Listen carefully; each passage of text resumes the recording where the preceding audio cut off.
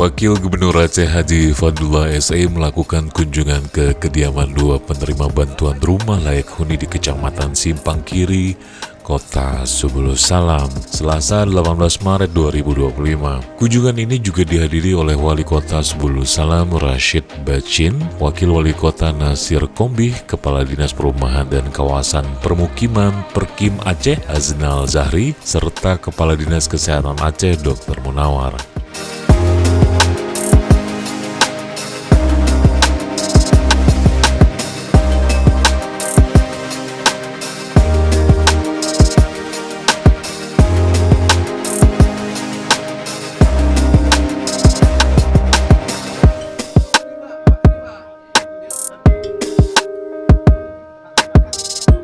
Dua penerima bantuan rumah layak huni tersebut adalah Rubiah dan Lukman, warga Kampung Buluh Dori yang selama ini hidup dalam kondisi yang memprihatinkan. Rubiah yang tinggal menumpang di rumah kayu milik saudaranya dan hidup bersama suaminya Ketek Pinem yang lumpuh serta anaknya yang penyandang disabilitas. Pemerintah Aceh berencana membangun rumah layak huni di tanah milik Rubiah. Sementara itu Lukman yang tinggal di rumah kayu dengan kondisi dinding yang sudah mulai rapuh dan beberapa bagian ditempeli seng bekas juga menerima bantuan serupa. Lukman tinggal bersama istri dan 6 anaknya, dan dalam kesempatan tersebut Wakil Gubernur Aceh memberikan santunan dan juga bantuan lainnya kepada kedua keluarga tersebut.